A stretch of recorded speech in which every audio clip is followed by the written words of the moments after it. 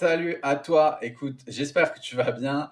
Moi, je suis super content. Je te souhaite la bienvenue. Je suis super content de te retrouver pour ce nouvel épisode de notre podcast Réfléchissez et devenez mince, le podcast réservé aux femmes qui souhaitent se servir de leur tête pour mincir et faire ça intelligemment, sainement et durablement. Alors, je me présente, ou du moins, je nous présente si tu ne nous connais pas encore. Moi, je m'appelle Pierre-Yves Aman et ma femme et moi, nous sommes experts en transformation physique, mentale et émotionnelle et nous aidons chaque année des centaines, que dis-je, des milliers de femmes dans toute la francophonie à perdre du poids sainement et durablement, mais aussi à retrouver un équilibre dans leur vie sur le plan alimentaire, physique et émotionnel, que ce soit via le contenu qu'on donne sur les réseaux sociaux, mais aussi au sein de nos accompagnements.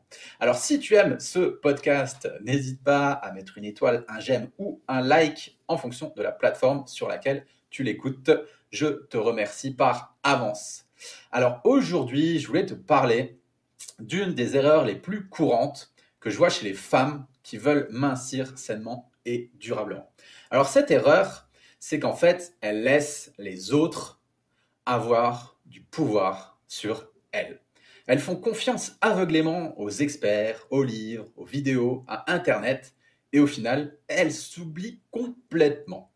Alors, tu vois, moi j'ai parfois des femmes en premier entretien téléphonique qui continuent à faire exactement les mêmes choses depuis des décennies. Je te jure, parfois ça va 10 ans, 20 ans, 30 ans à faire les mêmes choses sans avoir de résultats. Et ça, juste parce qu'un nutritionniste, un coach ou encore un livre, il leur a dit un jour que c'était la meilleure solution pour elles. Et elles, butées, bornées, elles appliquent les choses, même sans avoir des résultats. Et ça, bah, moi, ça m'intrigue en fait. Alors à ce moment-là, je leur dis ouais, ok, d'accord. Sur le papier, cette méthode, elle marche.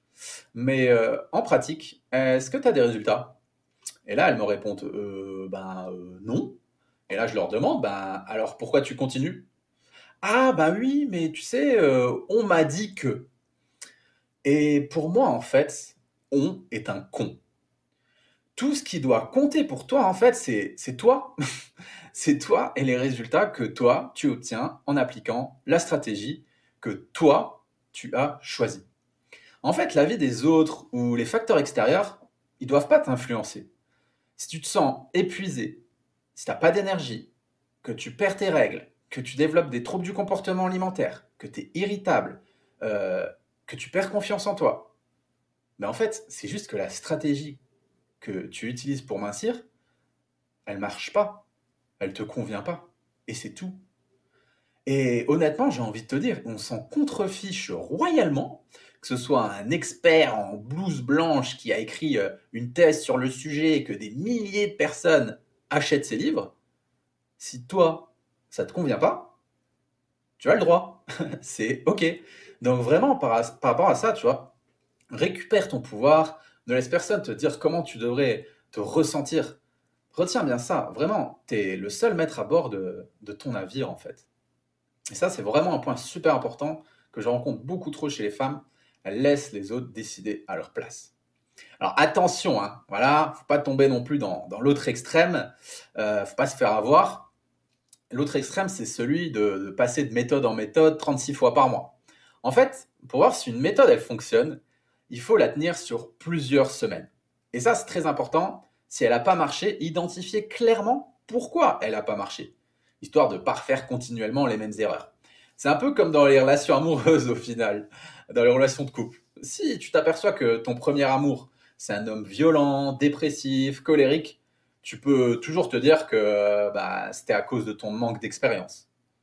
Par contre, si au bout du 15e, tu fais toujours le même constat, c'est que c'est ta capacité à apprendre de tes erreurs là qu'il faudra revoir.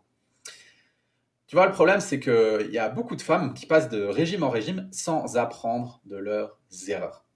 Et elles se disent, super, j'essaye une nouvelle méthode, cette fois c'est la bonne. Et sauf que cette soi-disant nouvelle méthode, c'est toujours une méthode basée sur un principe de restriction.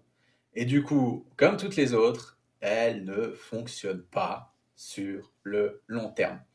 Et après, elles se disent, j'ai tout essayé, rien ne marche.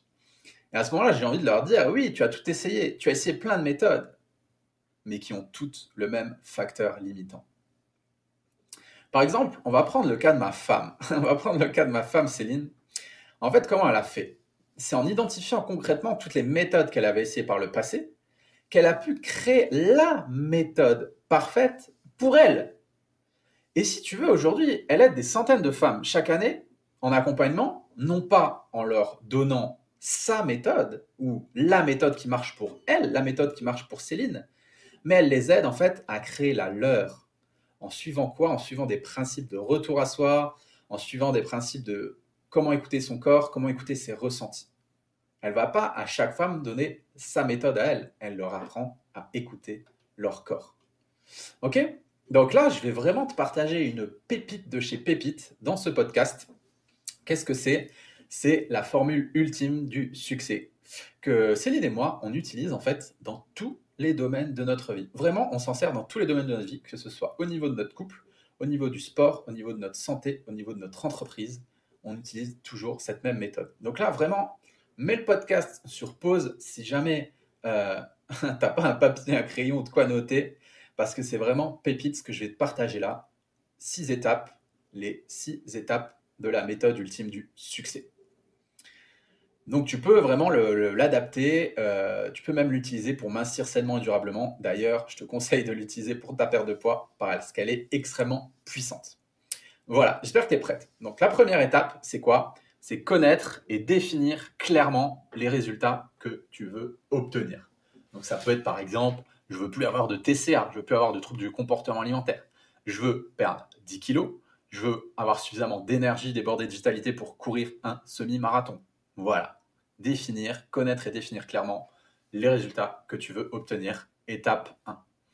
Étape numéro 2, j'en avais parlé dans un précédent podcast, sois clair sur ton pourquoi.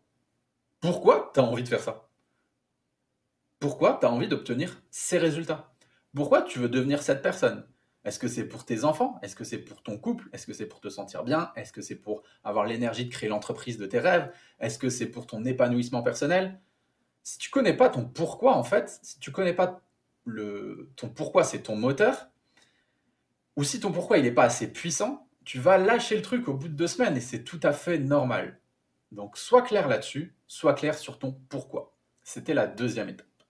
La troisième étape, c'est passage à l'action. Passe à l'action. Just do it. Fais-le. Agis massivement. Que ce soit sport, nutrition, yoga, méditation, marche, j'en sais rien. Mais en tout cas, mets des choses en place. Procrastine pas, ne reste pas dans l'inaction. Agis, mets des choses en place. Ensuite, la quatrième étape, elle est vraiment importante pour moi, celle-ci, et c'est celle qui fait trop souvent défaut aux femmes qu'on accompagne lorsqu'on commence l'accompagnement avec elles, c'est qu'en fait, elles n'analysent pas les résultats qu'elles obtiennent. Donc la quatrième étape, c'est analyser les résultats que tu obtiens. Et pour ça, il faudra que tu utilises en fait des moyens de quantification. En fait, atteindre ces objectifs, c'est un travail. Et pour que ce travail porte ses fruits, il faut planter des graines. Et trop de femmes me disent, ça fait des années que je travaille sur ma perte de poids, Pierre, mais j'ai pas de résultats. Et là, je leur réponds, ok, montre-moi les données issues de ce travail que tu fais depuis des années. Montre-moi les fiches où tu as quantifié des données précises concernant ton évolution pour que je te dise où est-ce que ça coince. Et là, elles me répondent, mais quelles données, Pierre? J'ai rien. J'ai rien noté. J'ai pas pris de notes, j'ai pas de fichier, j'ai rien. Et ça peut pas fonctionner en fait. On peut pas voir où ça pêche. Quand quelqu'un d'extérieur vient analyser ce travail, on peut pas voir où ça pêche. Parce qu'il n'y a pas de données qui ont été analysées. Ok, donc ça c'est super important. Quatrième point, analyser les données, les résultats que tu obtiens par rapport à ce passage à l'action. Ensuite, le cinquième point, ça va être célèbre tes victoires et analyse tes erreurs. En fait, c'est vraiment important de célébrer ces victoires parce que ça redonne une énergie positive et analyse tes erreurs. En fait, ce qu'il faut bien comprendre, c'est que l'échec, ça n'existe pas. Soit je gagne, soit j'apprends. Je répète, l'échec n'existe pas. Soit tu gagnes, soit tu apprends. Et je vois beaucoup de femmes qui me disent, j'en ai marre d'échouer en fait. J'essaye des tonnes de choses, mais j'échoue à chaque fois. Et l'idée, en fait, c'est pas de se culpabiliser, de se dire, j'ai encore échoué. L'idée, c'est de se dire, ok, est-ce que j'ai réussi à atteindre mon objectif? Oui, non. Qu'est-ce que je peux apprendre de mon échec? Qu'est-ce que je peux apprendre de mes erreurs? Ok, et je m'améliore. Mais si tu restes bloqué dans un schéma de ah, je ressens, je suis dans l'échec, ça génère chez moi des émotions négatives, je me sens pas bien, j'ai un sentiment négatif, donc j'arrête là, j'ai encore échoué. Bah, tu n'iras pas loin en fait. Tant que tu n'améliores pas tes erreurs et que tu n'analyses pas les résultats que tu obtiens, ça ne fonctionnera pas.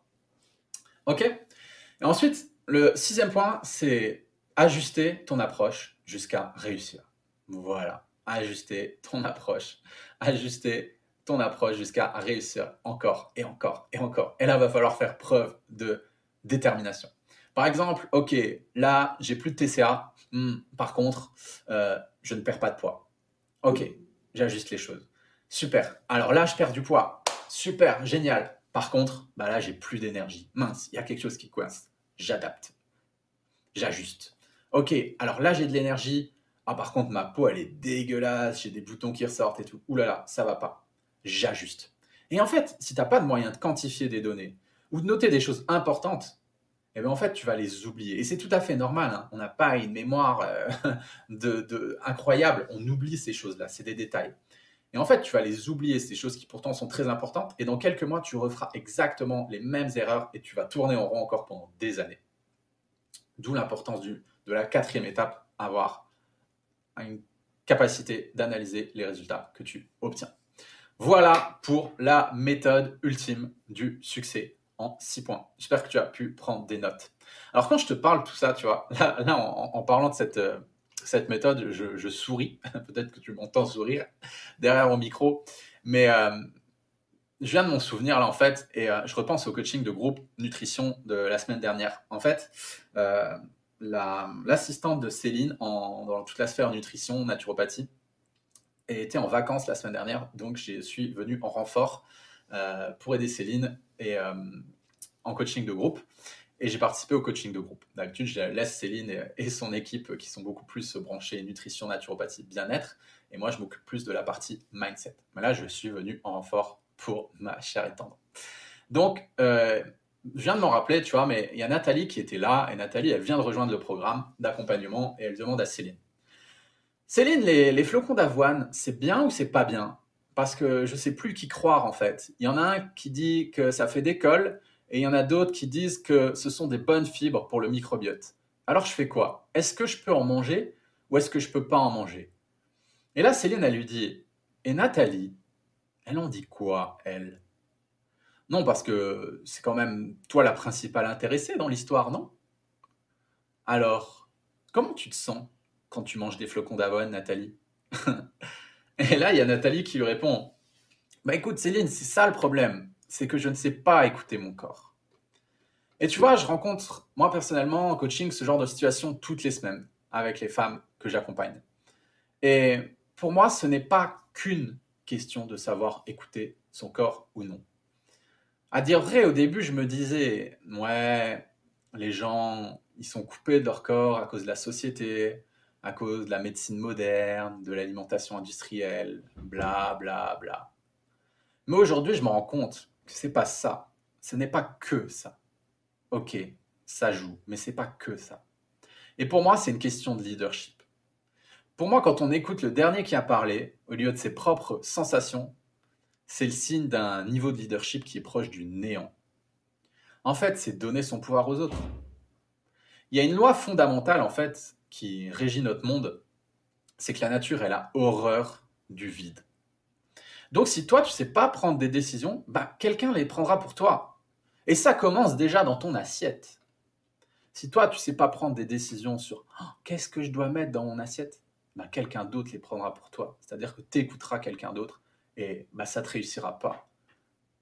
Tu auras des problématiques, tu auras du poids en trop, tu auras plus d'énergie, tu auras des TCA. Parce que ça ne vient pas de toi en fait. C'est quelqu'un qui a décidé pour toi. C'est pour ça que ça ne te correspond pas. Et peut-être pour ça que tu cherches des solutions depuis des années. Et l'idée, c'est d'arrêter de chercher la solution à l'extérieur et de se tourner vers l'intérieur, vers soi. Parce que la solution, elle n'est pas à l'extérieur. Elle est en toi en fait. Et c'est ton corps qui va te la donner. En fait, tu vois, dans l'inconscient collectif, le leadership, j'ai l'impression qu'il a vraiment une mauvaise réputation. On pense directement à, tu vois, des grands patrons en costume cravate qui asservissent le peuple. En réalité, le leadership, c'est une des principales ressources internes que tu peux développer si tu souhaites perdre du poids sainement et durablement. En fait, c'est quoi le leadership? Peut-être que c'est un mot que tu n'as jamais entendu. Moi, le premier, hein, il y a quelques années, j'avais jamais entendu parler du leadership. Et en fait, le leadership, c'est quoi? C'est oser pleinement être soi-même et assumer ses choix, ses convictions, sans se faire influencer par quiconque. C'est faire ce qu'il faut pour réaliser ses rêves, et ça, peu importe ce que les autres, ce que notre entourage autour de nous pense. L'autre jour, là, je lisais une citation qui disait: le courage, c'est d'oser être soi-même dans un monde qui te dit d'être quelqu'un d'autre. J'adore cette citation. Le courage, c'est oser être soi-même dans un monde qui te dit d'être quelqu'un d'autre. Donc là, je veux te donner quelques situations pour illustrer mes propos où un meilleur leadership pourrait grandement t'aider à optimiser tes résultats en termes de perte de poids, en termes de minceur. Tu vois, lorsque tu préfères rester au lit le dimanche matin, au lieu d'aller faire du sport, parce que chez toi, bah, il y a tout le monde qui fait la grasse matinée, à ce moment-là, tu manques de leadership. Lorsque tu préfères manger la malbouffe qui est servie au self à ton travail, au lieu de ramener ton tupperware avec un repas sain que tu aurais préparé la veille, tu manques de leadership. Lorsque tu manges des pâtes à la bolognaise avec du pain et du fromage tous les soirs parce que ben, c'est le plat favori de ton mari, tout en sachant pertinemment que ça va te faire grossir, tu manques de leadership. Lorsque tu achètes des tonnes de compléments alimentaires en pensant qu'ils vont te faire mincir sans effort, tu manques de leadership. Lorsque tu dis oui à quelqu'un pour faire un truc, alors qu'au fond, tu n'en avais pas envie, et qu'à la place, tu aurais pu prendre du temps pour toi, tu aurais pu prendre soin de toi, tu aurais pu aller faire du sport, tu aurais pu te former, tu manques de leadership. Et la vérité, c'est que la plupart des femmes, elles veulent perdre du poids à l'extérieur, mais elles veulent rien changer à l'intérieur. Et elles se demandent ensuite pourquoi ça ne fonctionne pas. En fait, si tu veux changer des choses dans ta vie, c'est toi qui dois changer. Et le changement que tu observes dans ta vie, à l'extérieur de ta vie, n'est que le reflet du changement que tu fais à l'intérieur de toi. Oui, mais Pierre, tu comprends, j'ai jamais été un leader. Déjà à l'école primaire, j'étais la suiveuse du groupe. J'ai une pépite à te partager. Parce que cette phrase-là, je l'entends tout le temps dès que je commence à parler de leadership. Comme pour toutes nos ressources internes, nos ressources mentales, le leadership, ce n'est pas une qualité innée, quoi qu'on en dise. Et en fait, il fonctionne comme un muscle, c'est-à-dire qu'il se construit à force d'être sollicité. Tu vois, moi, par exemple, pour te parler de leadership, je vais te donner un exemple concret. Moi, j'étais à l'armée, j'ai fait 5 ans à l'armée. J'ai vu des gens, en fait, arriver, manquer énormément de confiance en eux, être introvertis, etc. Et au bout de 2 ans, 3 ans, 4 ans, j'ai vu ces mêmes personnes, en fait, mener des troupes, faire marcher des troupes au pas, tu vois. Faire marcher des troupes de 20, 30, 40 personnes au pas. Tu vois, il faut énormément de leadership pour mener une troupe. Et pourtant, il y a 3 4 ans en arrière, j'aurais pas misé 1 euro sur ces personnes. Ça veut dire quoi? Ça veut dire que le leadership, c'est une ressource qui se muscle. Le leadership, c'est comme un muscle, ce n'est pas inné. Ça se fortifie. En fait, ça veut dire quoi tout ça? Pourquoi je te raconte tout ça? Ça veut dire que si tu continues à suivre le troupeau, si tu continues à ne pas t'affirmer et à penser toujours de la même façon, si tu continues à demander aux autres ce que tu dois manger, ce qui est bon pour toi ou pas bon pour toi, ben en fait, tu développeras jamais ton leadership et tu resteras coupé de ton corps, de tes sensations et des sensations qui t'envoient. Voilà. Par contre, si tu commences à entraîner ton leadership petit à petit, dans des situations toutes bêtes, hein, je te demande pas d'aller mener des troupes, dans des situations toutes bêtes du quotidien, comme bah, oser amener ton tupperware avec ton quinoa, avec ta protéine, avec tes amandes au travail. Ça peut être oser dire non à des choses que tu n'as pas envie de faire, etc. Toutes bêtes. Et bien là, en fait, ton leadership, il va commencer à grandir. Tu vas muscler ton leadership. Et cette sensation, je sais que tu l'as. Je sais que tu l'as. C'est forcément que tu dois l'avoir. Tu vois, cette sensation où tu fais quelque chose et tu sens que c'est pas ce qu'il y a de meilleur pour toi. C'est pas en adéquation avec ce que tu veux vraiment, mais pour les autres ou pour te conformer, eh ben, tu vas le faire quand même. Et à ce moment-là, c'est là qu'il faut que tu dises, OK, j'ai compris. Là, j'aurais dû faire preuve de leadership et je vais faire preuve de leadership la prochaine fois que ça va m'arriver. Et là, à ce moment-là, sans t'en rendre compte, tu vas devenir une femme influente. Tu vas devenir un exemple pour tes proches. Certaines viendront même te demander des conseils. Les gens vont venir te demander des conseils. C'est ce qu'on fait aux leaders, on leur demande des conseils. Même tes enfants, tu vois, ils seront fiers de leur maman et ils t'écouteront avec beaucoup plus d'attention.